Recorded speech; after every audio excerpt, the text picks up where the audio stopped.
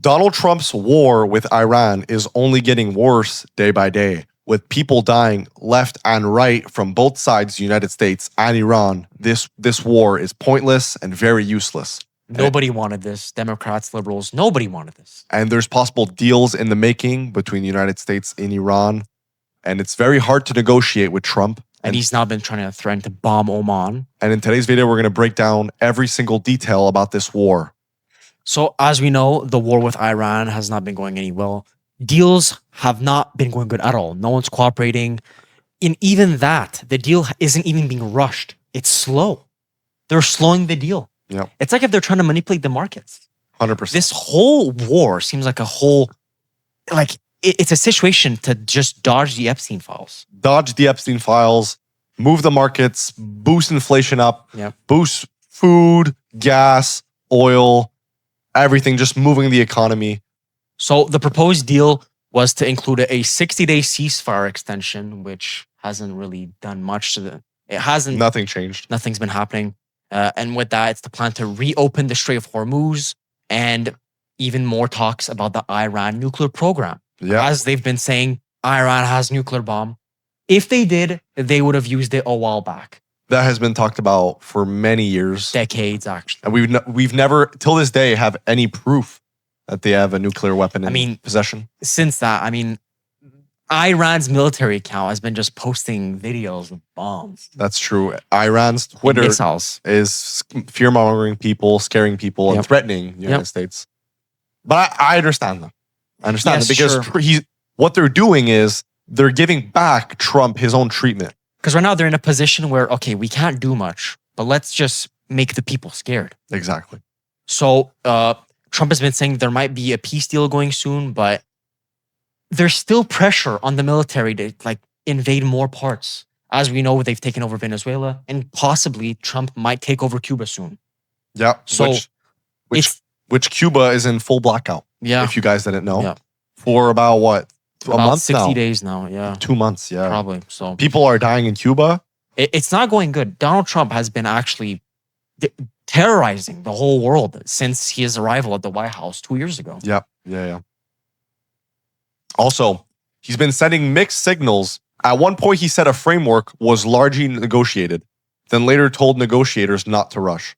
Then he proposed a deal including a 60-day ceasefire extension, like you mentioned, which pretty much would open the Strait of Hormuz. And that pretty much changed nothing. Yeah. Well, it would help long term. Yes. So since then, people on Trump's team has been leaving. People are leaving left, right, and center. They don't want to be associated with Donald Trump at all. Nope. Like also the party you just mentioned, Trump is also getting blowback from Republicans who think the Iran move could hurt them politically. Of course it could. It already is right now. It's already affecting them, yeah. Some GOP members are worried about his approach to the economy, which is already being affected in, you know what I mean? Immigration and foreign policy could cost them in elections. And keep in mind, the next president in 2 years, if it's J.D. Vance or Gary Newsom or Kamala Harris, whatever president, they're going to probably have to deal with this. 100%. Because it's going to carry on to the next president. I don't think Trump is thinking about the future, really the future of the United States and, like you said, the next president that's going to get elected. Because I doubt this war finishes in the next 2 years. No. I doubt it. Also, CNN reported Trump is working hard to protect himself from the future persecution once he leaves the office. Like we just mentioned. He could get severe jail time once he leaves the office. He's protecting himself from the that's crazy. Even if he has the best lawyers in the world, which he probably does, he has all the money for it, to be real. It's like if I go up to someone, smack him in the face, run away, say I never did anything, and try to protect myself, and he never deserves to slap me back. Yeah. That's basically what's going on. This story adds a self-protection angle that fits the larger Trump narrative. He's not just governing. He's building a shield around himself and his allies. Yeah. Which is 100% true. This makes it sound like he's preparing for legal and political battles after office. Yep. Which, he will. Yeah. Also, let us know in the comments, what do you think about this war? Now, also to add, Donald Trump has signed 35 executive orders as of 2026. The year is barely even over, by the way. We still have another 6 months. which that shows he's aggressively trying to show that he has presidential power. He's usually he's like a bully right now. He's taking the advantage. Yeah, of course. The White House fact sheets show that he's been trying to push financial rules. As we've seen, he's now trying to add the $250 bill and put his face on it. Yeah. We made a whole video on it. It's crazy. What type of president is trying to put the president that's starting wars, causing problems, wants to put his face on the bill? Trump has the biggest ego in president history. Probably, yeah. And he'll go down in history known for that, pretty much. Now, continuing this, Trump is trying to add some new sanctions because of the Iran deal. Once the deal is made, this could impact a lot of stuff. The markets could actually go back up, but we're too far back now. This impacts the whole world, not just Trump, not just the United States and Iran. This impacts every single state in the world, every single country. This is worldwide. Yeah. This is basically, maybe, some people refer this as the World War III. It honestly could lead to a World War III. So, what if Russia joins the line and just starts? Because a world war, what is a world war?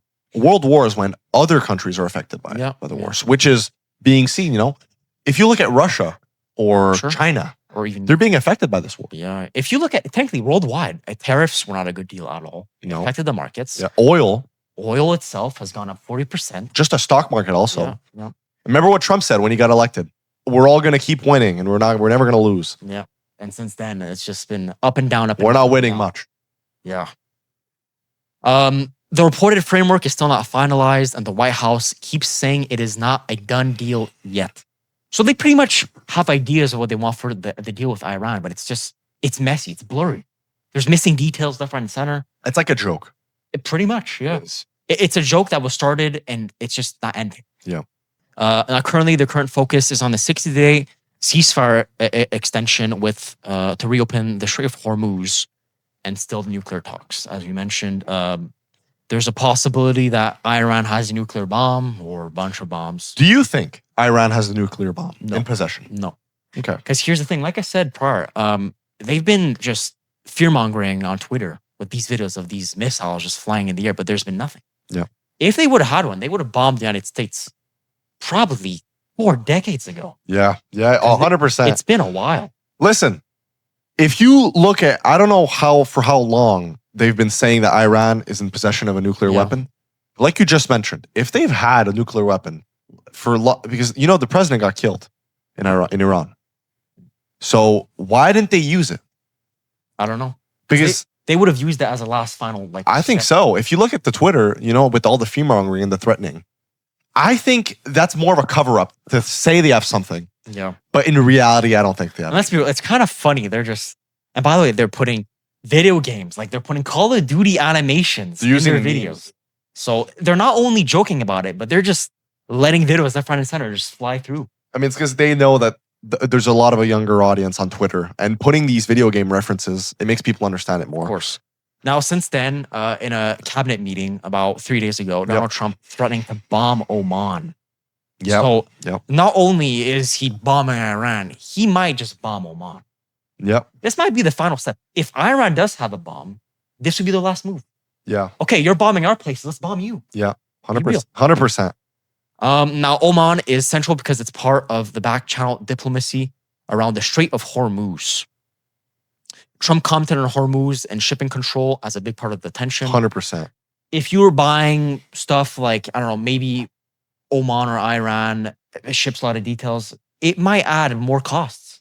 Yeah. Shipping is already expensive in general. It might cost double or triple. If you look at this current situation that we're in, in a week, 2 weeks, 3 weeks, it might escalate more and everything could change for the good or for the bad. We don't know yet. Like I said, it's very unpredictable. But the war currently, the way it's going, the average worker that has a family that works 40 hours a week, look at this economy. Yeah. The stock market's getting affected. Food is getting affected. And the most important, gas. Gas is getting affected. Yeah. Oil right now is probably the biggest factor of these wars. And keep in mind, the U.S. is currently spending $900 million a day. Yeah. Just to fund this war. Also, let's go back to Cuba. Let's talk about Cuba. This is important. If Cuba becomes part of the United States, first of all, I think the people that live in Cuba will be happy. Sort of happy, because, look, Cuba is a very nice place. We've been there multiple times Yes, in yes. our lifetime. But I think the United States knows that Cuba could have the potential to be the next sort of little Miami, Florida. yeah. And having that part as the United States, that could impact a lot of other stuff. Yes, of course. And with the blackout right now, and hundreds and thousands, and they're not really talking about this, hundreds and thousands of people are dying because of the blackout. And they're taking control. Yeah, some people in hospitals don't have the aids for it. But if you've seen the videos, the highest 5-star hotels in Cuba do have power. Yes, keep in mind, they do have generators Yes. just in case. Yeah. But that is worst case scenario. Nobody expected for Cuba to have a blackout. If you look at the videos, you see the whole streets, Yeah. all the streets Yep. are completely blacked out. There's like a couple big buildings that have power. Yeah. That's it. And those are main buildings like police And stations. the people that aren't good financially in Cuba, they can't have access to those buildings. Of course. So what do? They're struggling. They're living. Cuba's not already even financial. They're not perfect financial wise. They're basically already living like a zombie apocalypse over there. They're on much. survival. Pretty much, yeah. They're on survival. So Now, okay, folks, we've been talking a lot about the war with Iran. We'll give a quick summary of everything we said. So let's be real. This war is useless. It's pointless. I'm pretty sure Donald Trump didn't mean to start it and continue it as it is right now. no. He doesn't know what's the deal even going to be. So yeah, we talked a bit about Oman, Iran, Venezuela, Cuba, and I don't see where this is going to head. I really don't. I personally, out of all this, I think the economy is most important, especially less stock market, more food, gas, Yes. and necessities that Especially people need gas. to survive. You know? Gas is too high right now. And it's, like I said, go back to the economy side of it. The average worker that needs to drive, right? Not only to his work, Yep. to bring his kids to school, Yeah. to bring, I don't know, Field trips or, people go out. Yeah. Gas costs a lot of money right now. course. A lot of money. And people are loose on money more than ever Yep. with everything going down and everything's a mess. And basically that's about it. I hope this all gets better with time. We're cutting time right now. So I'll see you guys in the next one. This was Matt and T from The Berube Show. We'll see you guys in the next one. Bye-bye.